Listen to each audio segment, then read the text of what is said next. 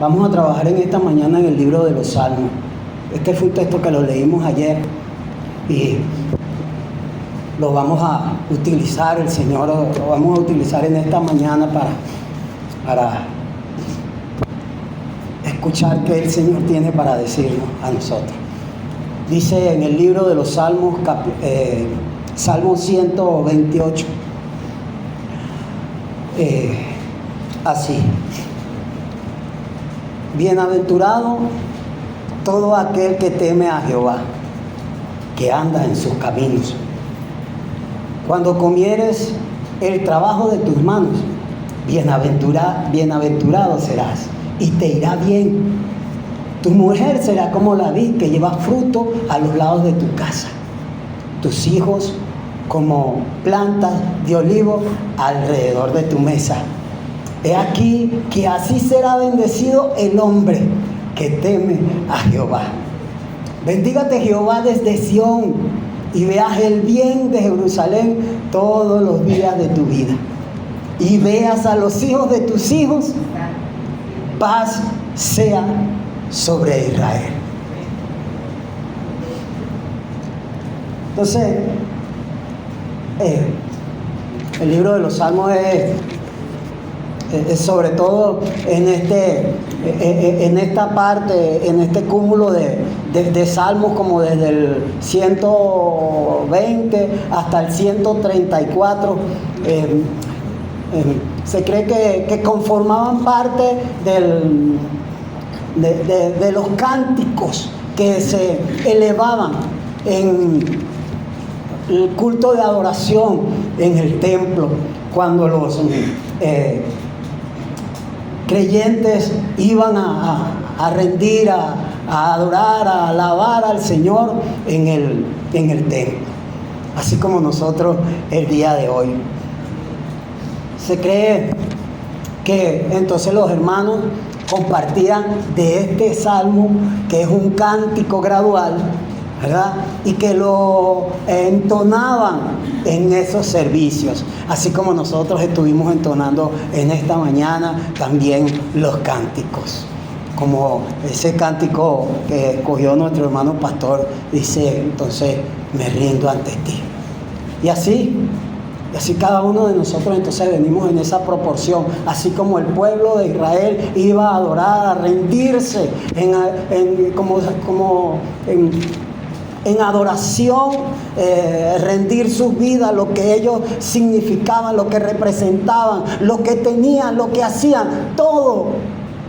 Ellos venían a postrarse delante del Señor, a rendirse allí en adoración y alabanza. Entonces, como ya dije, como familia. Entonces, pero es importante que el salmo solamente no se quede allí. Esto es para que usted maneje allí algo de una idea, más o menos un somero de lo que es la esencia del salmo. Algo les compartí ayer, pero hoy quiero afirmarlo, que el salmo entonces no solamente se queda allí, que era un cántico gradual que utilizaban, sino que también el salmo recoge la idea que representa entonces a una familia integral que viene trayendo sus alabanzas, sus ruegos, sus súplicas, su adoración delante del Dios Padre Todopoderoso, ¿verdad?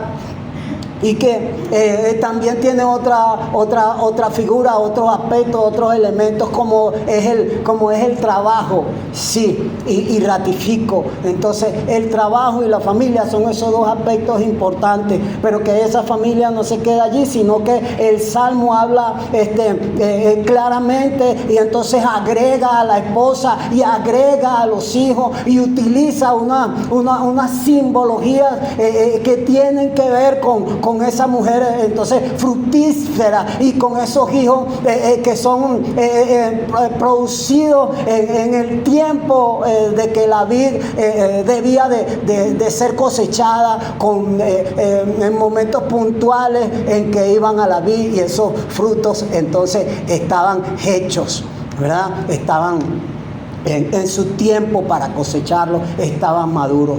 Y así entonces cada uno para nosotros en este tiempo es un tema en esos aspectos que realmente son importantes, pero que el sistema, el mundo de hoy realmente no les interesa o no les toma con la verdadera importancia, con la verdadera relevancia que tienen que ver entonces la familia y el padre y la madre y los hijos dentro de esa familia integralmente constituida, como ese diseño original que nuestro Señor fundamentó desde el Génesis, allá cuando le llevó a Eva a Adán y le dijo, aquí está, y Adán dijo, oye, ahora esta es hueso de mi hueso y carne de mi carne. O sea, fundamentando allí el Señor la constitución del futuro matrimonio, del primer matrimonio. Entonces es importante al mundo, a ese mundo que está allá afuera, este sistema no le ha interesado mucho el diseño original que la Biblia establece. El diseño original que el Señor estableció. ¿Cuál diseño original? El de la familia. Sí, ese diseño original entonces que está integrado por un hombre, por una mujer y posteriormente los hijos. Ese es el diseño original. Eso fue lo que Dios fundamentó desde un principio. Entonces, ¿por qué es importante este tema al día de hoy? ¿Por qué es relevante? ¿Por qué se hace necesario que la iglesia de hoy sea entonces expuesto, sea predicado, sea enseñado? Porque el enemigo y el sistema se han empeñado en destruir el diseño original que el Señor implantó, con otra serie de cosas que lo vamos a tratar allí en la continuidad del tema. Pero eso es lo que, para que usted tenga en mente de qué está tratando. Se trata del centro, la esencia de este salmo es que hay una familia bendecida porque son temerosos del Señor, y que guardan su palabra, y que entonces son bendecidos porque están conformados de acuerdo a lo que Dios ha determinado. Entonces por eso es que viene entonces esa palabra bienaventuranza, y por eso es que se determina que son temerosos, porque no es que tienen miedo de que un Dios que es fuego consumidor, no, al contrario, sino que Dios en su infinita misericordia, aunque no lo merecíamos y aunque no lo merecemos ahora ni jamás y nunca, todo el sacrificio que nuestro Señor ha hecho desde la antigüedad en el derramamiento de su sangre preciosa a los pies de la cruz del Calvario, y que en este tiempo nosotros los creyentes, entonces se hace necesario que nos mantengamos en ese diseño, porque una familia sana entonces hace una iglesia sana, y si hay una iglesia sana, hay la seguridad de que consecuentemente tengamos una nación sana. Entonces,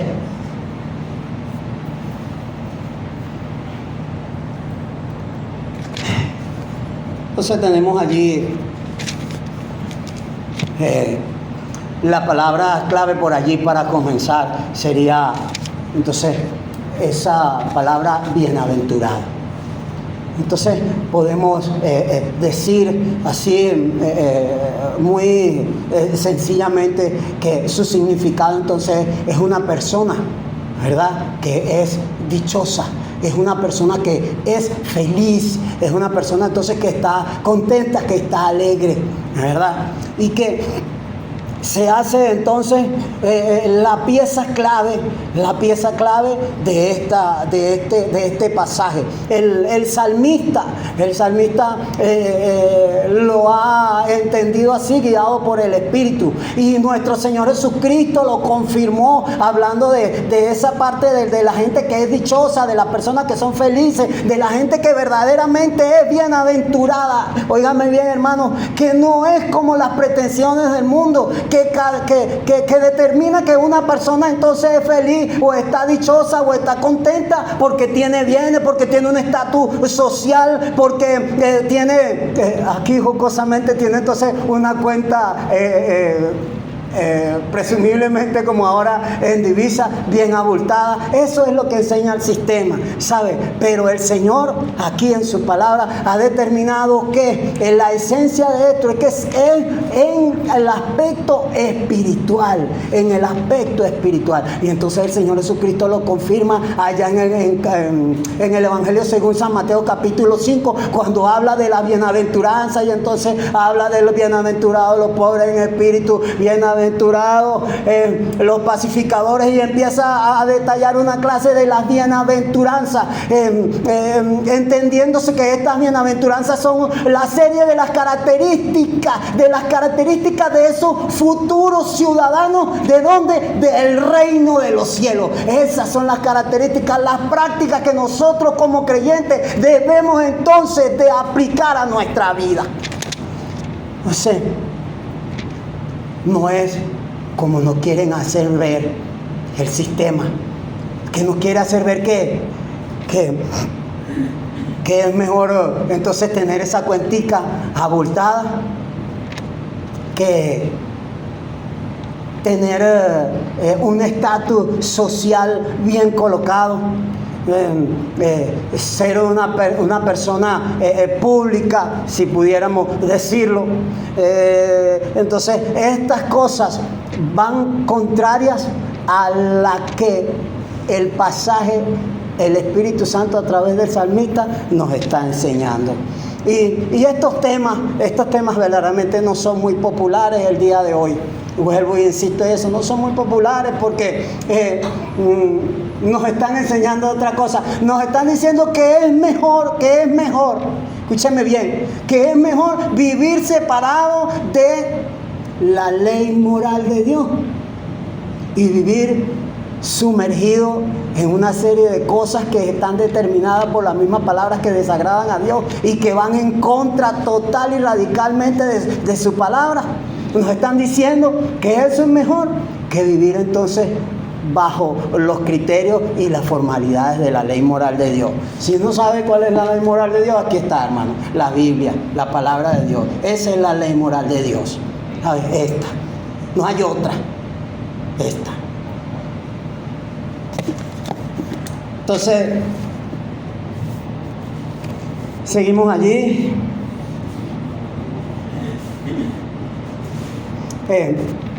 Habla allí también el pasaje, vamos a aprovecharlo allí muy rápidamente. Nos quiere decir que en ese tiempo en que las familias iban camino a la adoración en el tiempo, en ese momento, y que nosotros lo experimentamos ayer, entonces se sentaban a la mesa, que no era solamente rendir adoración al Señor en el templo, sino que también era importante entonces que las familias compartieran, tuvieran eso que llaman la coinonía, el compañerismo. Entonces allí compartieran, pero lamentablemente en ese tiempo se practicaba, pero en este tiempo de nosotros eso se ha perdido mucho.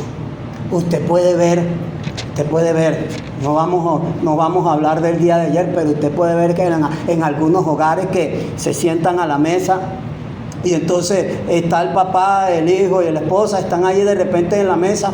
Pero en mi tiempo no se prendía la televisión, que era el aparato de las masas, ¿verdad? El aparato de las masas, porque todo eso lo mató, este pequeño aparatico lo mató.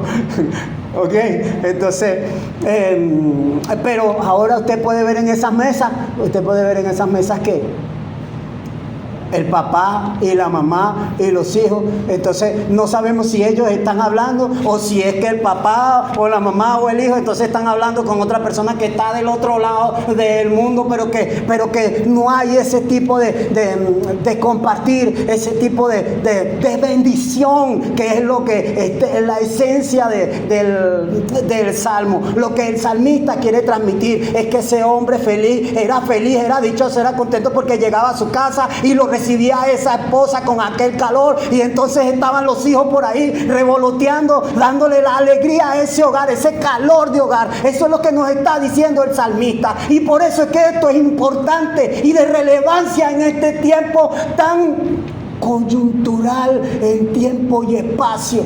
Queridos hermanos, es importante que nosotros fortalezcamos los vínculos familiares. Es importante que usted, contra viento y contra marea, resguarde a su familia, ¿sabe? Resguarde los principios que la palabra de Dios ha determinado. Porque les puedo decir, dicen algunos como los movimientos feministas y otro tipo de movimientos que están en contra del diseño que la Biblia establece. Pero no nos han dicho, ellos critican bastante, pero no nos han dicho o nos han traído un diseño que sea mejor, sino que solamente critican el diseño que la Biblia establece. Pero no nos dicen que van a traer una propuesta que pueda entonces mejorar todo lo que por esta clase de movimiento, el vínculo familiar, es decir, el núcleo fundamental de la sociedad, es decir, la familia, se esté deteriorando tanto, se esté desvirtuando. Entonces necesitamos de eso. Y seguimos adelante, queridos hermanos. Voy allí para no... Entonces necesitamos entender ese tipo de familia que nos está enseñando la palabra de Dios. ¿Y para qué será eso, hermano Guillermo? ¿Para qué? ¿Cuál es el propósito de eso? Bueno, primeramente porque así lo estableció Dios, y Dios nos quiere bendecir con eso, ¿sabe? Primeramente. Pero seguidamente es porque nosotros debemos de ser responsables y de dejar el legado que el Señor nos ha enseñado a través de su palabra. Sí, ese legado que entonces esta familia sana de hoy día, esta iglesia sana con una doctrina sana, entonces se proyecta en el tiempo y se mantenga. Los que hoy son jóvenes, de repente mañana ya no está el hermano pastor, ya no voy a estar yo. No van a estar algunos de los de mayores de aquí, pero hay otros. El relevo. Tenemos que dejar el legado aquí bien determinado. ¿Qué es lo que el Señor quiere? Eso es lo que necesitamos. ¿Por qué? Porque tenemos que rescatar nuestra sociedad. Alguien dijo por ahí, si tú quieres una sociedad o quieres que el mundo cambie, ¿por dónde vamos a comenzar? ¿Por dónde? Por nosotros mismos. No podemos ir a cambiar la vida de los demás, tenemos que comenzar por nosotros. Y el Señor establece que las cosas comienzan por casa. Entonces, algo así rápidamente que se me viene a la mente en cuanto a esto. Estaba estudiando y desarrollando la temática y me encontré con un estudio de la sociología. Escogieron para hacer un experimento de las personas, de los individuos que dejaban un legado en el tiempo. Y una de las personas, una persona que no era creyente, se casó con otra persona que no era creyente, y el estudio nos dice que esta persona, oye, como no era creyente, mira, con el desconocimiento de la palabra de Dios, el legado que dejó, 60 personas que fueron delincuentes, algo así rápidamente para no leerle, solamente para que usted tenga la idea. 7 asesinos, ¿qué le puedo decir? 320 personas que estaban en la vagancia y que no servían para nada a la sociedad. Totalmente que el legado de esta persona, según la estadística, oye, no fue nada bueno. Por el contrario, entonces hubo la parte de la otra muestra. Escogieron a hombre de fe, se llamaba Jonathan Edwards, un hombre que promovió lo que es el evangelio en la parte de Norteamérica. Fue una de las puntas de lanza que el Señor utilizó para predicar. Este hombre se casó con una mujer cristiana y así por la medida chiquita fueron 400 en su descendencia, hablando así de los hombres, 400 profesores de teología por allí, 120 abogados, 400 profesores de educación, por allí otros números bien importantes en cuanto al legado que este hombre dejó. Entonces, lo que trata de determinar el estudio es cuáles son qué es lo positivo y qué es lo negativo del legado de estas personas. Bueno, y entonces los números allí hablaban por sí mismos y me llama mucho la atención que este estudio lo que quería hacer es lo que ya la palabra de Dios en esta mañana nos ha estado diciendo, que nosotros entonces debemos de procurar, entonces dejar un legado, ¿sabe? Positivo, como dice el mismo salmista, para que entonces seamos ese hombre bienaventurado, ese hombre dichoso, ese hombre temeroso de Dios, que entonces haciendo relación con lo que dijo el Señor Jesucristo allá en Mateo y en el Salmo 1, cuando habla que los bienaventurados entonces son aquellos en el Salmo 1, en el verso 2, cuando dice que bienaventurados son aquellos que guardan la palabra del Señor y la ponen por obra, la ponen por práctica, hablando de todo ese tipo de bienaventuranza. Entonces, ¿para qué vamos a guardar la palabra? ¿Para qué la vamos a poner por práctica? Porque necesitamos entonces dejar ese tipo de legado, ¿saben? A nuestros familiares, a nuestros amigos, a nuestros vecinos, y seguimos por allí. Entonces, ahora bien, una cuestión aquí es que en cuanto a eso de la bienaventuranza, es que nadie quiere ser infeliz. Nadie quiere ser un miserable. O sea, miserable es que no tiene alegría, no tiene dicha, ¿verdad? Esa persona. Sino que todo el mundo quiere ser feliz. Todo el mundo aspira, sea creyente o no sea creyente, todo el mundo quiere ser feliz, quiere ese pedacito. Todos quieren estar contentos, todos quieren estar felices. ¿Y qué pasa con esto? Bueno, sería una pregunta bien importante. ¿Dónde se encuentra la felicidad? Porque sería una pregunta importante. No sé si ustedes ya se la hicieron. Entonces, la felicidad, esa dicha, entonces se encuentra entonces en esa bienaventuranza del que es temeroso, ¿verdad? Del que es temeroso. ¿De qué? De la palabra del Señor. ¿Sí? Vamos a buscar aquí un momentico. Un momentico. ¿Sí?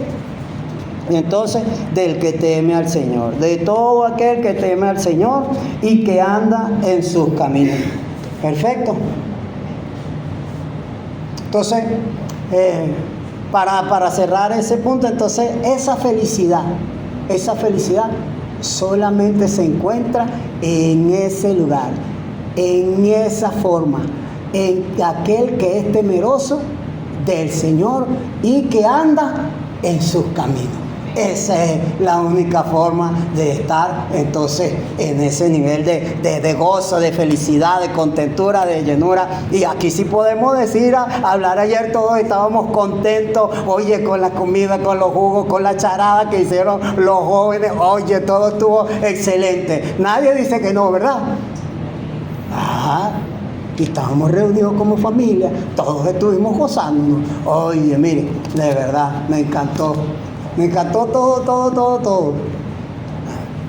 Excelencia. El Señor se glorificó en todo allí, gracias a los hermanos que elaboran, que trabajan. Entonces, y seguimos adelante. Entonces, ¿quién es esa persona que es feliz? ¿Quién es esa persona que está dichosa, contenta? Es todo aquel que teme al Señor. Ese es el que es feliz. Y entonces, si lo enlazamos, lo vinculamos con el Salmo 1, entonces, porque guarda la palabra de Dios. Y si lo vinculamos con Mateo 5, lo que dijo el Señor, es porque entonces está comenzando a adquirir esas características de ese ciudadano que va futuro al cielo, que está cumpliendo con eso. Sobre todo con esa primera bienaventuranza que dice, y bienaventurados los pobres en espíritu, porque de los tales es el reino de los cielos. Sí, porque sabe que está en bancarrota, porque sabe que no posee absolutamente nada, que él no puede hacer nada por sí mismo para hacer las cosas que solamente están en la competencia del Señor. Y ya Él lo hizo todo. Dio su vida, derramó su sangre, nos salvó, nos rescató, nos limpió, nos purificó, nos restauró, nos hizo una nueva criatura. ¿Ah? Amén. Así, eso. Seguimos. Entonces vamos con algo de lo que se trata del temor.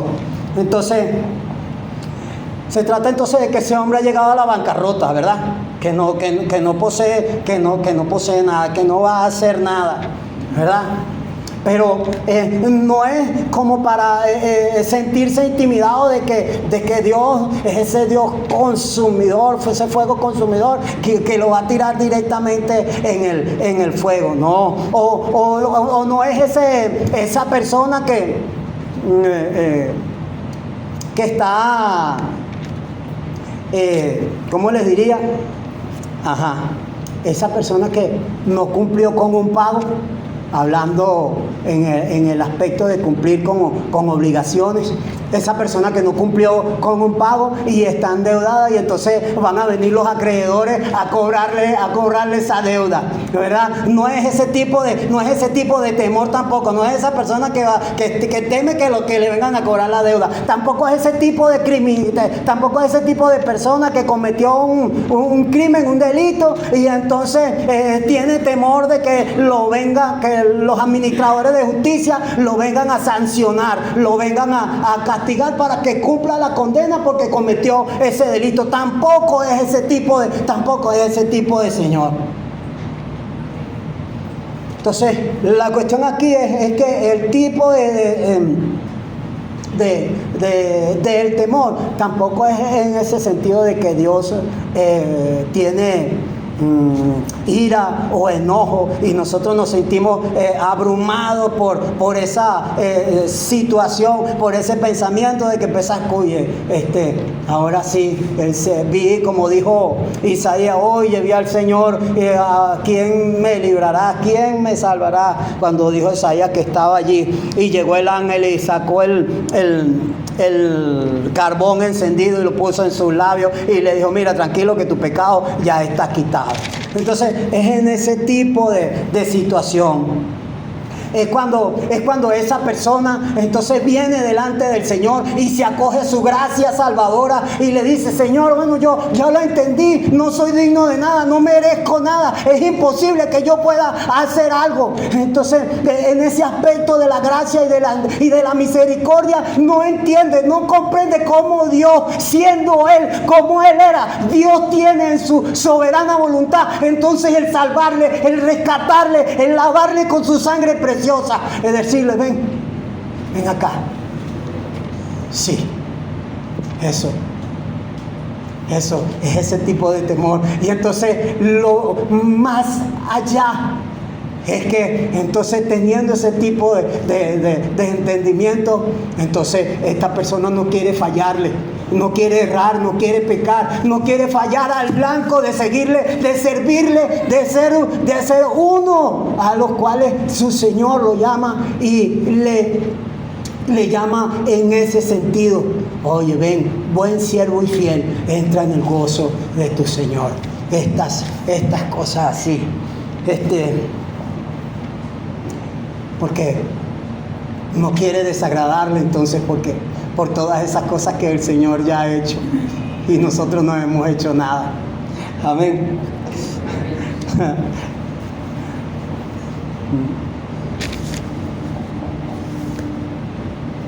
Entonces, el salmista nos está orientando entonces con estas cosas a que nos sometamos a la voluntad de Dios.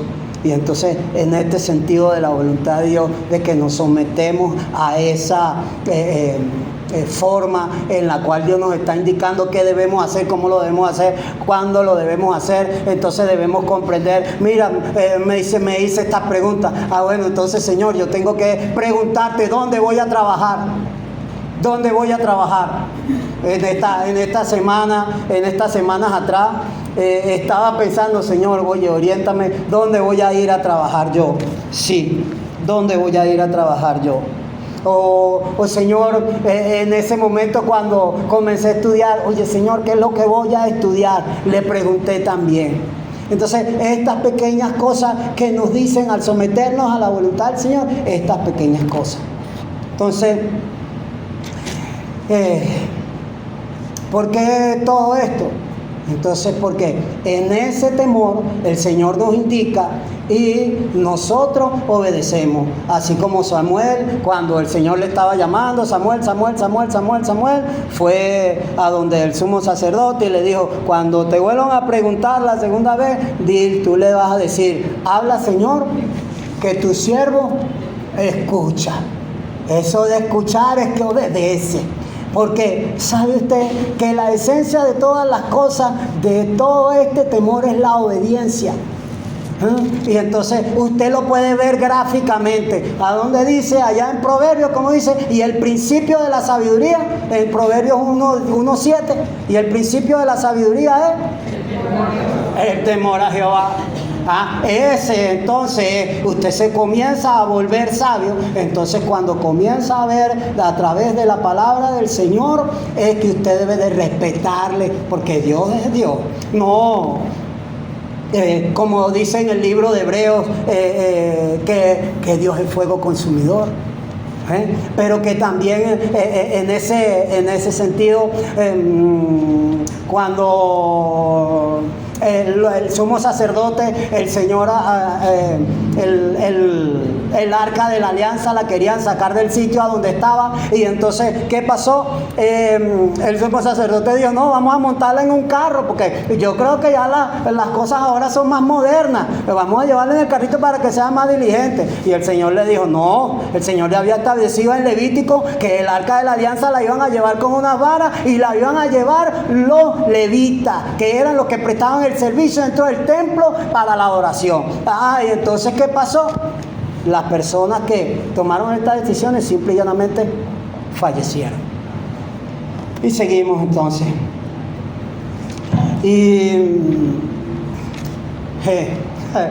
Oye, no quiero dejar pasar esto. Ustedes saben que todas estas cosas habíamos hablado allí con respecto al mundo, al sistema que nos rodea. Y entonces quiero ir a buscar una cita, ¿no? Una cita. Y se encuentra en Éxodo 5, ¿ok?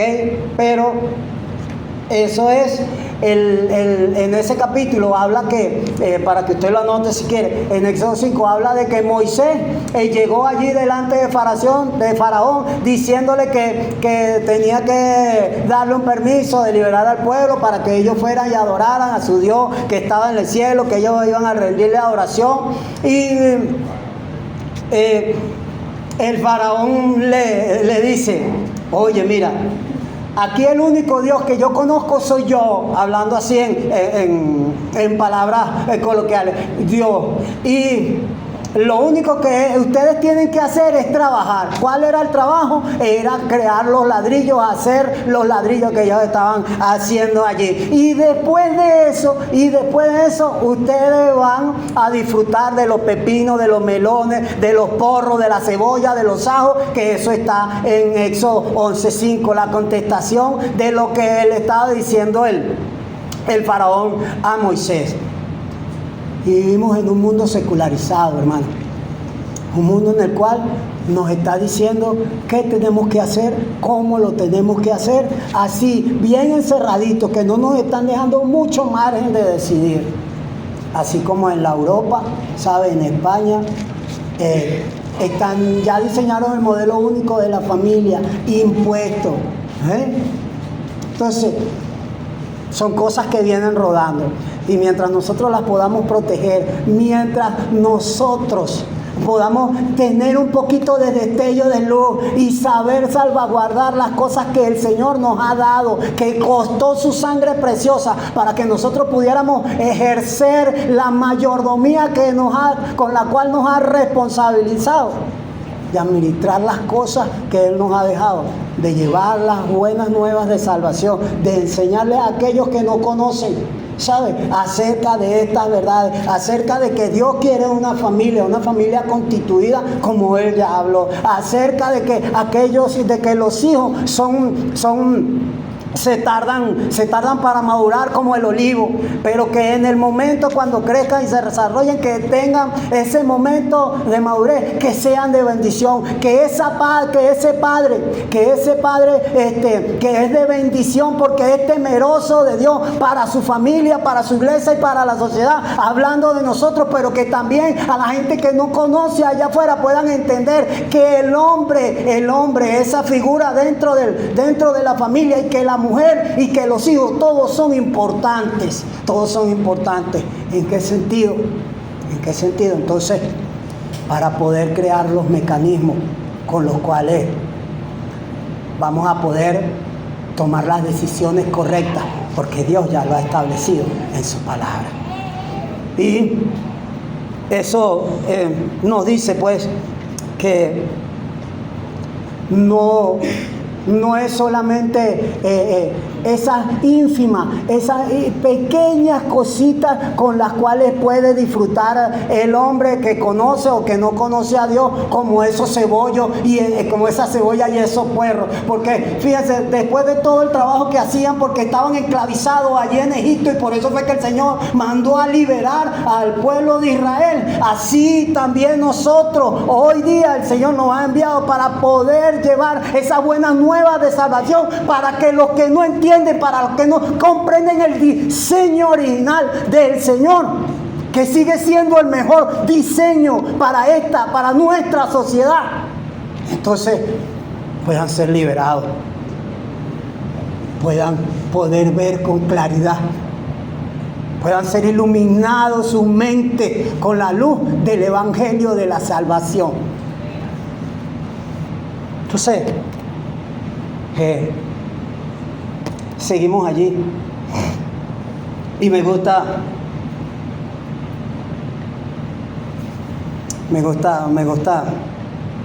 algo así. Dice en el 4, sí, en la parte 4 lo tengo. Dice: y he aquí que así será bendecido el hombre que teme a Jehová. ¿Y por qué ese hombre será bendecido? Porque anda en sus caminos.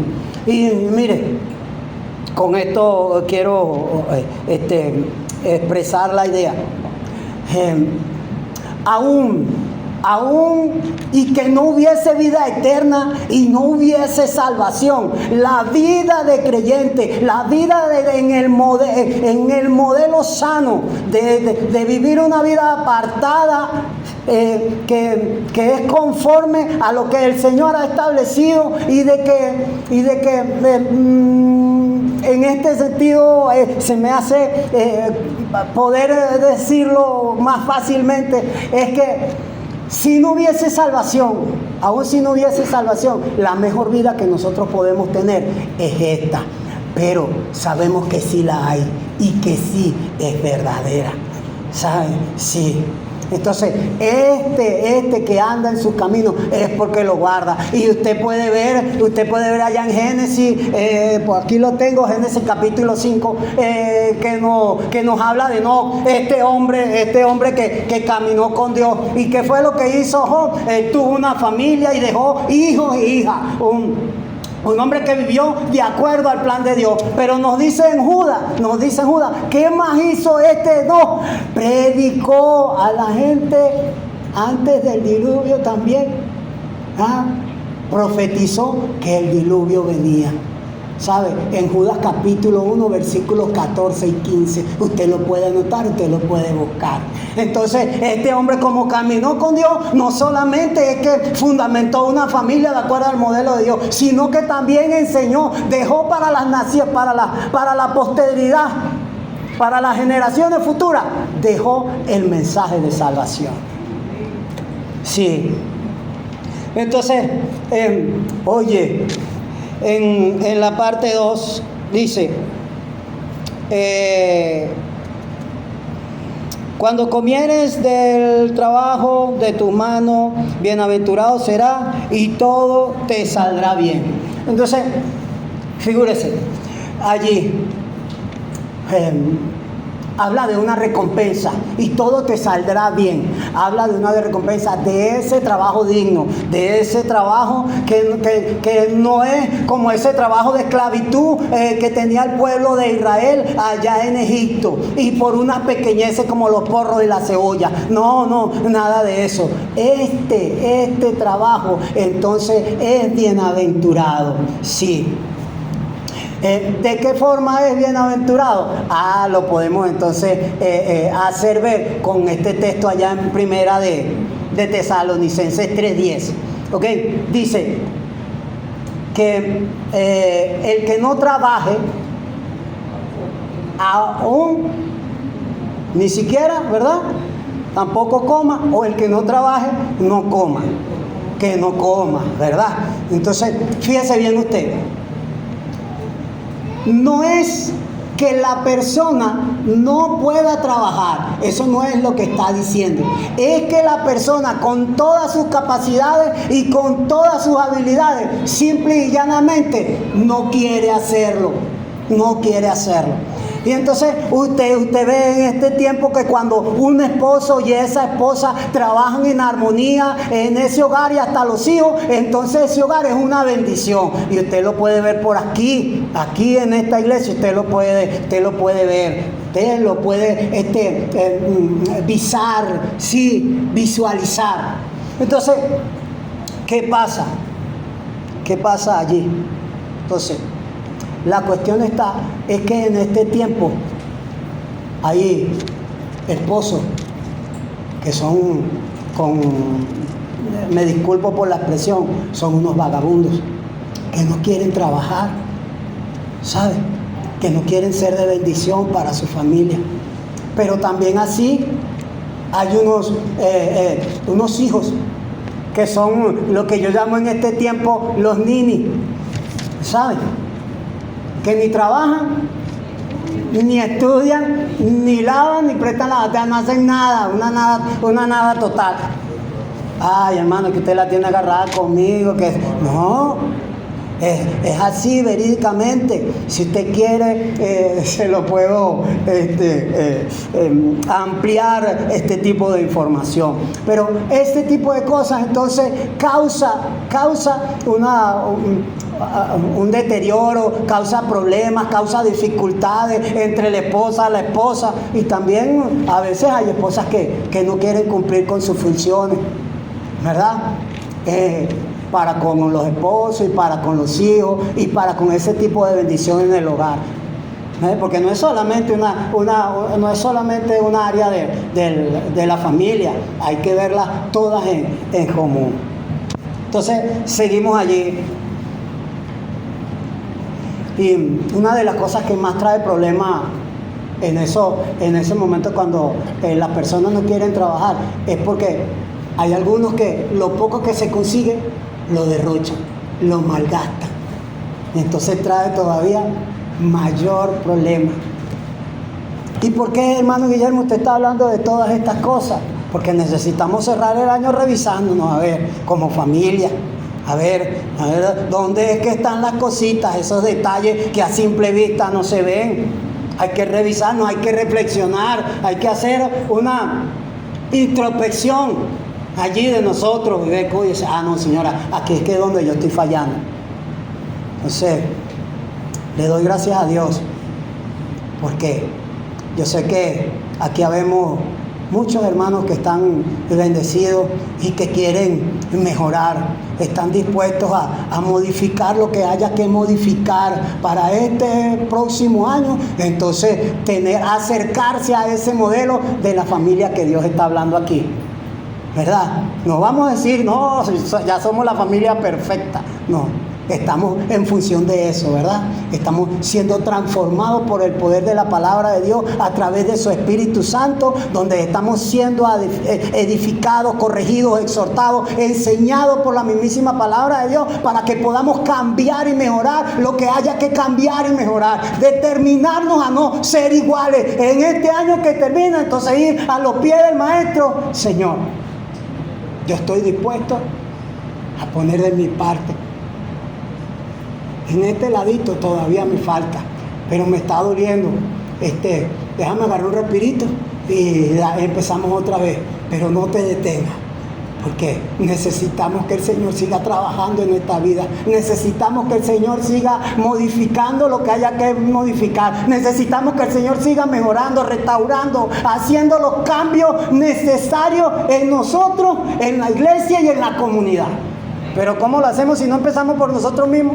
Y no queremos entonces que el Señor trabaje en nuestra vida. Y cuando escuchamos este tipo de enseñanza, este tipo de predicación, queremos salir corriendo, porque este tipo de temas no son muy populares. Y sobre todo en este tiempo de fin de año. Oye, hermano, enseñar de eso. Entonces, sí. Y entonces cuando esa familia decide que hay que modificar y que hay que cambiar y que hay que mejorar, entonces son una bendición para ellos, para la iglesia y para la sociedad, porque se han determinado que no van a seguir siendo iguales, se resisten a eso. Amén. Amén. Sí. Amén. Y entonces son una fuerza poderosa para llevar el mensaje de salvación.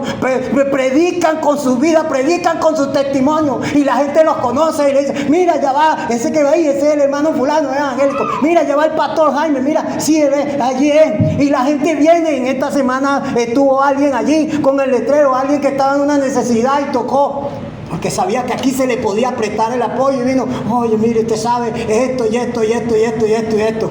¿Por qué vino? Porque aquí es donde la gente diferente, la gente que sí presta el apoyo, la familia unida, ¿sabe? De eso tanto que ha enseñado nuestro pastor en este tiempo. Se lo conversé a las hermanas diaconisas y se lo conversé a otros hermanos por ahí, de la unidad de la iglesia. De esa iglesia entonces que motiva, que anima, que levanta, que alienta. Esa iglesia diferente, que otras personas lo ven y quieren tener lo que nosotros tenemos. Y no se trata de esa cuenta abultada con mucho dinero ahí en el banco, ¿sabe? Se trata del Espíritu Santo dando testimonio a través de usted, predicando, diciéndole a la gente que sí hay un Dios todopoderoso que cambia la vida de las personas. No sé, ese tipo de familia que es de bendición en este tiempo y en el futuro. Creo que estoy alcanzado en el tiempo, hermanos, pero voy a terminar hablando un poco de ese tipo de mujer, del hijo, y voy a cerrar entonces. ¿Saben? No sé. En el versículo 3 y en el versículo 4 habla que dice que tu mujer será como la vid que lleva fruto a los lados de tu casa, tus hijos son como plantas de olivo alrededor de tu mesa, y aquí que así será bendecido el hombre que teme a Jehová. Entonces la bendición en el Antiguo Testamento estaba representada por eso, hermano, por esto que dice aquí, por esas plantas de olivo, ¿verdad? Sí. Y por esa vid. Entonces, esa vid era la esposa, era el simbolismo, era la figura de la esposa. Entonces, cuando usted ve ese tipo, no sé si usted ha logrado ver en esas matas de uvas, cuando tienen esos racimos bien hermosos, con esas hojitas verdes, todo allí, y uvas grandes, bien, esos racimos bellos y hermosos. Entonces, El salmista lo que está es comparando este tipo de simbolismo que en la antigüedad, que en el Antiguo Testamento era señal de la bendición, pero era un simbolismo de paz. Esas plantas de uva y esas plantas de olivo eran señal de estas cosas. Él le está diciendo, mira, mujer, así esta es la forma en la que tú tienes que ser. Pero que tu belleza no sea esa externa, ¿sabes? Sino esa la interna de un espíritu afable, ¿sabes? Donde edificas tu casa, donde eres de bendición, donde trabajas, donde animas, donde tu esposo llega cansado, las que son casadas y las que no son casadas, pero que tienen hijos, entonces también animando a los hijos, alentándoles, motivándoles a ser diferentes, a marcar la diferencia de que sí se puede, de que sí lo podemos lograr, de que podemos ser lo que el Señor está esperando. A ti, querida hermana, sí, Dios quiere motivarte, Dios quiere animarte en este tiempo, en tu casa, en tu familia, quiere que seas diferente, quiere darte la fuerza, la fortaleza, así como esa representación bella y hermosa de esa vid, ¿sabes? Para que sea de bendición. Y así también entonces habla de los hijos, habla de la representación del olivo. ¿Sabe? Que tarda para madurar. Y así son los hijos de nosotros, que a veces les cuesta para madurar, pero que una vez que madura, entonces son de bendición para su hogar. Entonces, de eso está hablando el salmista. Está hablando de esa familia diferente, ¿sabe? De esa familia que es de bendición en ese tiempo y en este tiempo y en el venidero también, porque está dejando un legado, está marcando la diferencia. Entonces, son de bendición porque se han ajustado al diseño bíblico, porque allí está su confianza, allí está su esperanza. Entonces, por allí, hermano, ya usted sabe, el sistema le quiere enseñar otra cosa. Le quiere enseñar que no es así, que no funciona, pero sí funciona. Si no, ¿cuántos años tiene de casado, pastor? 35 años tiene de casado nuestro pastor. Y ahí está. Ha funcionado, ¿verdad? No estamos diciendo de que una familia perfecta, ¿verdad? Estamos diciendo que entonces es una familia que es temerosa del Señor. Sí, y que está haciendo la tarea, que está haciendo el trabajo. ¿Y cuántos años de casado tenemos, esposa? 25. Oye, se me acabó el tiempo. Y entonces voy a cerrar ya, porque no me queda. Entonces, esta última, el 5, dice: bendígate Jehová desde Sion y veas el bien de Jerusalén todos los días de tu vida. Ok. La situación aquí es que no nos podemos quedar con la bendición. Tenemos que compartirla. Eso es lo que el Señor está diciendo aquí. Y cuando usted comparte la bendición, porque iban los hermanos, entonces camino hacia el templo en la peregrinación, y entonces hablaban, compartían, oraban, cenaban, y allí en esa reunión se bendecían mutuamente, ¿sabe? Y es así aquí. Ayer vimos una expresión en este tiempo de diciembre, vimos una manifestación, una expresión de los hermanos, el apoyo, la colaboración, los hermanos trayendo, los hermanos trabajando. Oye, ayer en un momento teníamos todo recogido y yo dije, caramba, cónchale, qué bueno. Todos siendo de bendición unos para con los otros. Y entonces, para terminar, dice así: y verás a los hijos de tus hijos paz sea sobre Israel. Entonces, usted sabe un detalle aquí bien importante que se lo voy a decir así como debe de ser. Es que en el tiempo que el salmista escribió el libro, la edad que decía que la gente era longeva eran 50 años. Cuando un hombre llegaba a 50 años, entonces decía, oye, tiene una vida bendecida. ¿Por qué? Cuando llegaba a los 50 años, medianamente, entonces ya sus hijos ya tenían esposa y tenían a los nietos. Y entonces esa persona, ese hombre, esa mujer, podían ver a los hijos de sus hijos. Tal vez no vamos a estar aquí, pastor, cuando esta iglesia crezca y cuando tenga a una hija, ¿sabe? Pero estamos determinados. Estoy seguro que nuestro pastor coincide con eso en lo que voy a decir. Que nosotros vamos a dejar el legado de enseñar la sana doctrina, la que está establecida en la palabra de Dios, para edificar a la grey, para que podamos entonces tener la oportunidad de compartir la bendición y de verla manifestada en nuestros hijos. Entonces, ¿cuántos dicen amén? ¿Cuántos dicen que sí? Yo quiero ser parte de esa familia. Yo acepto el reto. Amén.